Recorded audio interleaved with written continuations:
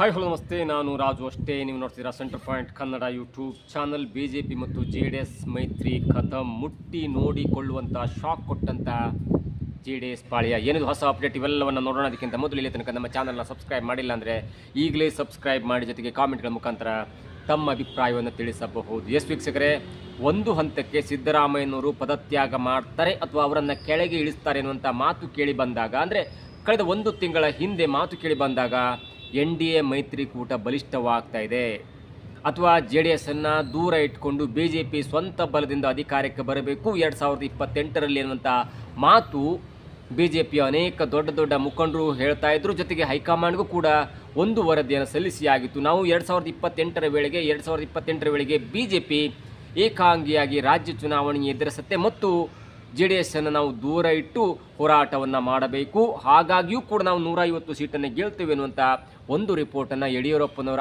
ಆದಿಯಾಗಿ ದೊಡ್ಡ ದೊಡ್ಡ ನಾಯಕರು ಹೈಕಮಾಂಡ್ಗೆ ರಿಪೋರ್ಟನ್ನು ಸಲ್ಲಿಸಿದ್ರು. ಆದರೆ ಯಾವಾಗ DK ಶಿವಕುಮಾರ್ ಅವರು ಮುಖ್ಯಮಂತ್ರಿಯಾಗಿ ಸಿದ್ದರಾಮಯ್ಯನವರು ಪದತ್ಯಾಗ ಮಾಡಬೇಕಾಗಿ ಬಂತಲ್ಲ, ಆಗ ಮತ್ತೊಂದು ಹಂತಕ್ಕೆ ಚರ್ಚೆ ಕೂಡ ಜಾಸ್ತಿ ಆಯಿತು. ಅದೇನೆಂದರೆ, ಇಲ್ಲ NDA ಮೈತ್ರಿಯಾಗಿ ಚುನಾವಣೆಯನ್ನು ಎದುರಿಸಬೇಕು, ಅದರಲ್ಲೂ ಮುಖ್ಯವಾಗಿ JDS ಕೂಡ NDA ಮೈತ್ರಿಕೂಟದಲ್ಲಿ ಇರಬೇಕು. ಅಂದರೆ ರಾಜ್ಯ ಚುನಾವಣೆಗೆ ಸಂಬಂಧಪಟ್ಟಂತೆ ಒಂದು 60 ಸೀಟು JDS ಬಿಟ್ಟುಕೊಂಡು ಒಂದು 165 ಸೀಟನ್ನು BJP ಇಟ್ಕೊಂಡು ಹೋದರೆ ನಾವು ಸರಿಸುಮಾರು 160 ಸೀಟನ್ನು ಗೆಲ್ಲಬಹುದು. ಜೊತೆಗೆ SIR ಕೂಡ ಹೆಲ್ಪ್ ಆಗುತ್ತೆ ಅನ್ನುವಂಥ ಮಾತು ಕೇಳಿ ಬಂದಿತ್ತು. ಆದರೆ ಯಾವಾಗ DK ಶಿವಕುಮಾರ್ ಅವರು ಮುಖ್ಯಮಂತ್ರಿಯಾಗಿ ಈ ವಿಧಾನ ಪರಿಷತ್ ಚುನಾವಣೆ ಆಯ್ತಲ್ಲ, ಅಲ್ಲಿ ಅಡ್ಡ ಮತದಾನ ಆಗುವ ಮುಖಾಂತರ ಈ ಎರಡೂ ಪಕ್ಷಗಳ ಮಧ್ಯೆ, ಅಂದರೆ BJP ಮತ್ತು JDS ಪಕ್ಷಗಳ ಮಧ್ಯೆ ಬಿರುಕು ಜಾಸ್ತಿ ಆಯಿತು ಎನ್ನುವುದಕ್ಕಿಂತ BJPಯ ಮಾನ ಮರ್ಯಾದೆ ರಾಷ್ಟ್ರೀಯ ಮಟ್ಟದಲ್ಲಿ ಕರ್ನಾಟಕದಿಂದಲೇ ಹರಾಜಾಗಿ ಹೋಯಿತು. ಅದಾದ ನಂತರ ಏನಾಯಿತು ಎನ್ನುವುದನ್ನು ನೋಡ್ತಾ ಇದ್ರೆ, ಹೈಕಮಾಂಡ್ ಕೂಡ ಒಂದು ಸತ್ಯ ಸಂಶೋಧನಾ ಸಮಿತಿಯನ್ನು ರಚನೆ ಮಾಡುವಂತೆ ಶಿಫಾರಸು ಮಾಡಿತು. ಅದರ ಮುಂದುವರೆದ ಭಾಗವಾಗಿ ರಾಜ್ಯಾಧ್ಯಕ್ಷರಾದಂಥ ವಿಜಯೇಂದ್ರ ಕೂಡ ಒಂದು ಸತ್ಯ ಸಂಶೋಧನಾ ಸಮಿತಿಯನ್ನು ಮಾಡಿಬಿಟ್ರು. ರಾಜ್ಯ BJPಗೆ ಸಂಬಂಧಪಟ್ಟಂತೆ, ರಾಜ್ಯ BJP ಅಡ್ಡ ಮತದಾನಕ್ಕೆ ಸಂಬಂಧಪಟ್ಟಂತೆ ನೋಡಿ, JDSನವರು ಅಡ್ಡ ಮತದಾನ ಮಾಡಿದ್ರೆ ಅಷ್ಟೊಂದು ಸೈದ್ಧಾಂತಿಕ ವಿರೋಧಿ ಇರಲ್ಲ. ಆದರೆ BJPಯವರು ಸೈದ್ಧಾಂತಿಕ ವಿರೋಧಿಯಾದಂಥ ಕಾಂಗ್ರೆಸ್ಗೆ ಅಡ್ಡ ಮತದಾನ ಮಾಡಿಬಿಟ್ರಲ್ಲ, ಅದಾದ ನಂತರ ಒಂದು ಸತ್ಯ ಸಂಶೋಧನಾ ಸಮಿತಿಯನ್ನು ರಚನೆ ಮಾಡಿದ್ರು ಇದೇ ವಿಜಯೇಂದ್ರ ಅವರು. ಹಾಗಾದರೆ ಏನಾಯಿತು ನೋಡಿ, ಚುನಾವಣೆಯಲ್ಲಿ ಮೈತ್ರಿ ಅಭ್ಯರ್ಥಿಗೆ ನಿರೀಕ್ಷಿತ ಮತಗಳು ಸಿಗದ ಕಾರಣಕ್ಕಾಗಿ ಅಡ್ಡ ಮತದಾನ ಆರೋಪ ಕೂಡ ಕೇಳಿ ಬಂದಿತ್ತು. ಈ ಕಾರಣಕ್ಕಾಗಿ MLC CT ರವಿ ನೇತೃತ್ವದ ಸಮಿತಿ ಜೂನ್ 27ರಂದು ರಾಜ್ಯಾಧ್ಯಕ್ಷ BY ವಿಜೇಂದ್ರ ಅವರಿಗೆ ಆಂತರಿಕ ವರದಿ ನೀಡಿದ್ದು, NDA ಮೈತ್ರಿಗೆ ಸೇರಿದ್ದ 12 ಮತಗಳಲ್ಲಿ, ಅಂದರೆ BJP ಮತ್ತು JDSಗೆ ಸೇರಿದಂಥ 12 ಮತಗಳಲ್ಲಿ ಒಂದು ಮತ ಅಸಿಂಧುವಾಗಿದೆ ಎನ್ನುವುದನ್ನು ಕೂಡ ಉಲ್ಲೇಖಿಸಲಾಗಿತ್ತು.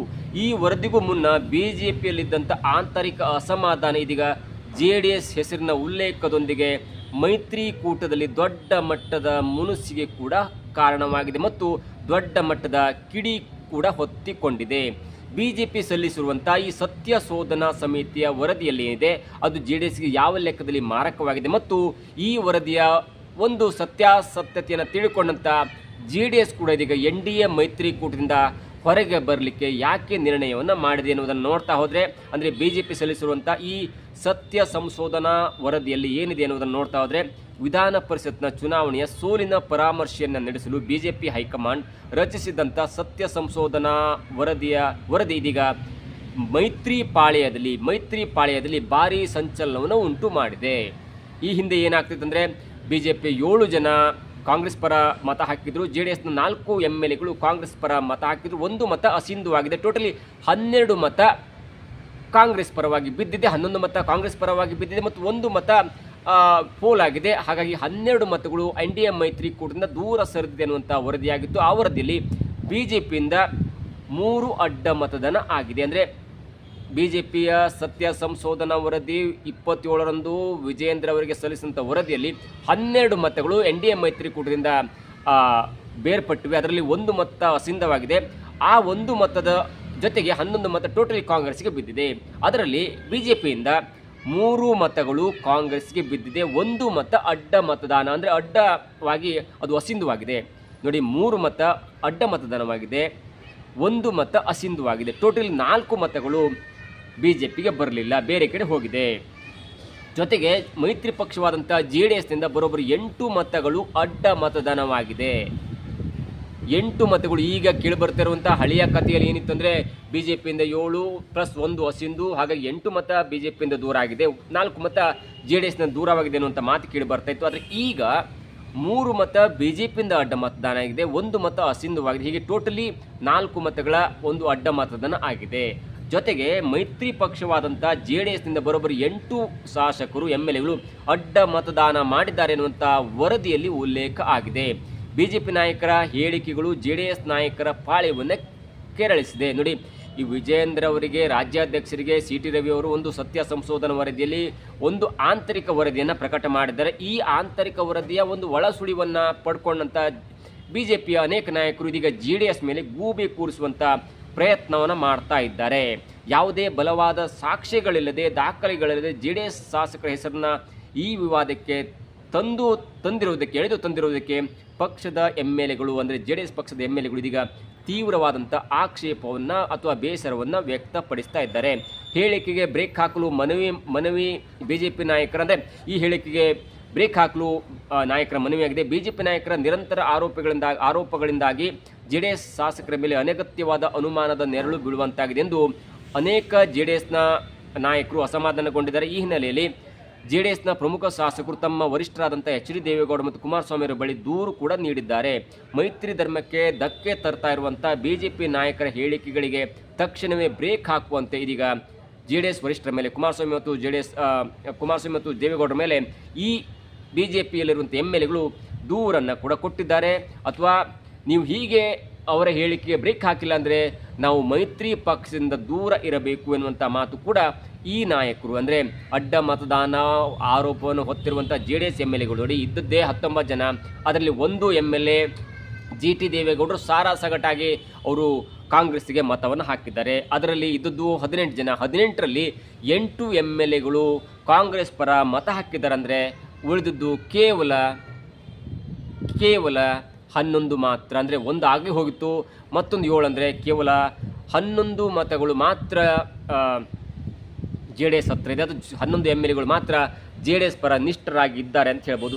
ಸಾರ್ವಜನಿಕವಾಗಿ ಮತ್ತು ಮಾಧ್ಯಮಗಳಲ್ಲಿ ಅಡ್ಡ ಮತದಾನದ ಕುರಿತು ಅನಗತ್ಯ ಚರ್ಚೆಗಳನ್ನು ನಿಲ್ಲಿಸಲು ಉಭಯ ಪಕ್ಷಗಳ ಹಿರಿಯ ನಾಯಕರು ಸೂಚನೆ ನೀಡಬೇಕು ಎಂದು JDS ಮನವಿ ಮಾಡಿದೆ. ಮೇಲ್ನೋಟಕ್ಕೆ ಮೈತ್ರಿಯಲ್ಲಿ ಎಲ್ಲವೂ ಸರಿಯಾಗಿ ಇದೆಯೆಂಬಂತೆ ಕಂಡರೂ ಕೂಡ BJPಯ ಈ ವರದಿಯ ಬಳಿಕ ಕಾಂಗ್ರೆಸ್ನ ಪರವಾಗಿ ಅಡ್ಡ ಮತದಾನ ಆದ ನಂತರ ಅಥವಾ ಈ BJPಯ ಈ ಆಂತರಿಕ ಸಮೀಕ್ಷೆ, ಆಂತರಿಕ ವರದಿಯ ನಂತರ BJP ಮತ್ತು JDSನ ನಡುವೆ ಯಾವುದೂ ಸರಿಯಿಲ್ಲ ಎನ್ನುವಂಥ ಮಾತು ಇದೀಗ ಕೇಳಿ ಬರ್ತಾ ಇದೆ. ಇದರಲ್ಲಿ ಮುಖ್ಯವಾಗಿ ಅಂದರೆ ನಾನು ಮೊದಲೇ ಹೇಳಿದಾಗೆ 2028ರ ಚುನಾವಣೆಯಲ್ಲಿ JDS ಮತ್ತು BJP ಏನಾದರೂ ಮೈತ್ರಿಯಾಗಿ ಮುಂದುವರೆದರೆ ಈಗಲೂ ಕೂಡ ಚಾನ್ಸ್ ಇದೆ DK ಶಿವಕುಮಾರ್ ಅವರನ್ನ ಸರಿಯಾಗಿ ಕಟ್ಟಿ ಹಾಕಬಹುದು. ಅದಕ್ಕೆ ಬೇರೆ ಬೇರೆಯಾದಂಥ ಕಾರಣ ಇದೆ. ಗ್ಯಾರಂಟಿಯಲ್ಲಿ ಆದಂಥ ಒಂದು ಲೇಟ್ ಆಗಿರ್ಬೋದು, ಈಗ ಗ್ಯಾರಂಟಿ ಪರಿಷ್ಕರಣೆ ಆಗ್ಬೋದು, ಅಥವಾ BJP ಕೈಗೊಂಡಂಥ SR ಆಗಿರ್ಬೋದು.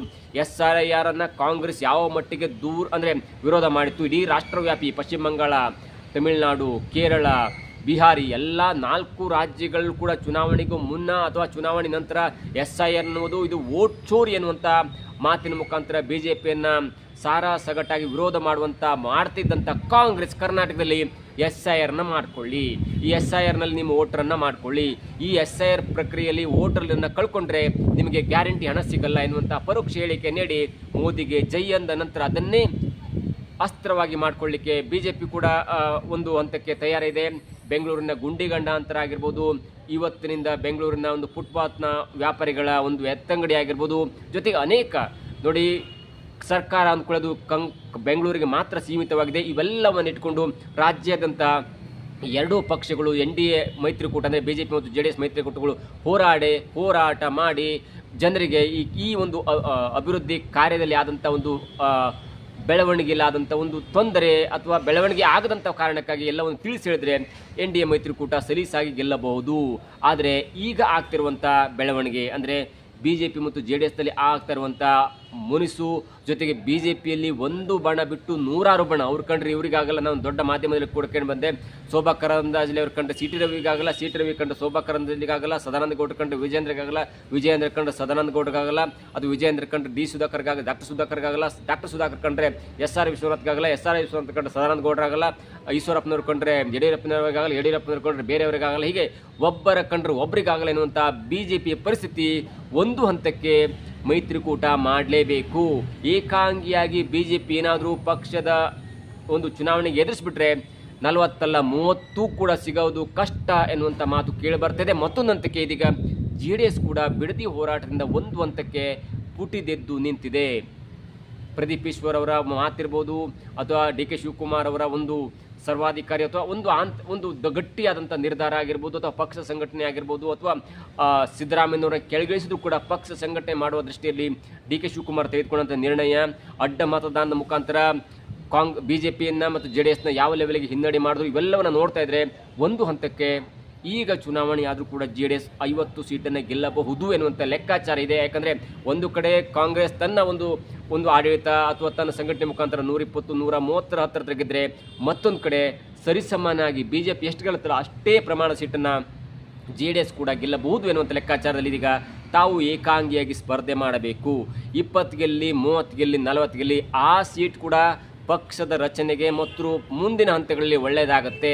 ನಾವು ಈಗಾಗಲೇ ಚುನಾವಣಾ ಪೂರ್ವವಾಗಿ ಏನಾದರೂ ಮೈತ್ರಿ ಮಾಡಿಕೊಂಡು ಇಬ್ಬರೂ ಕೂಡ ಅಧಿಕಾರಕ್ಕೆ ಬರಲಿಲ್ಲ ಅಂದರೆ ಮತ್ತೆ 5 ವರ್ಷ ನಾವು ವಿರೋಧ ಪಕ್ಷದಲ್ಲಿ ಕೂರಬೇಕಾಗತ್ತೆ ಮತ್ತು ಯಾವುದೇ ಹಂತಕ್ಕೂ ಕೂಡ ಕಾಂಗ್ರೆಸ್ ಜೊತೆ ಕೈ ಜೋಡಿಸ್ಲಿಕ್ಕೆ ಆಗಲ್ಲ. ಒಂದು ಹಂತಕ್ಕೆ ನಾವು ಏಕಾಂಗಿ ಚುನಾವಣೆ ಎದುರಿಸಿ ಆ ದೊಡ್ಡ ಪಕ್ಷಗಳು 80 ಬಂದುಬಿಟ್ರೆ ಆಗ ನಾವು ಕಿಂಗ್ ಮೇಕರ್ ಆಗಬಹುದು ಮತ್ತು ಕಾಂಗ್ರೆಸ್ ಜೊತೆ ಆದರೂ ಹೋಗ್ಬೋದು ಮತ್ತು BJP ಜೊತೆ ಆದರೂ ಹೋಗ್ಬೋದು ಎನ್ನುವಂಥ ಲೆಕ್ಕಾಚಾರದಿಂದ ಈಗ ಟಾರ್ಗೆಟ್ 40 ಅಂದರೆ 40 ಸೀಟನ್ನಾದರೂ ಗೆಲ್ಲಲೇಬೇಕೆನ್ನುವಂಥ ನಿರ್ಧಾರಕ್ಕೆ ಬಂದಿದೆ.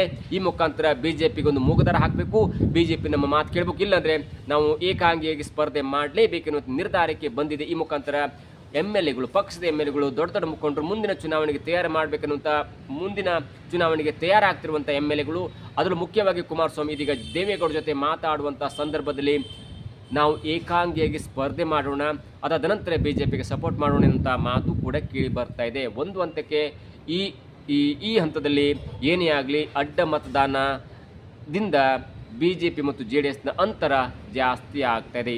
ಇದಾಗುತ್ತೆ ಇವತ್ತಿನ ವಿಶೇಷ. ನೋಡ್ತಾರೆ centre point Kannada YouTube channel.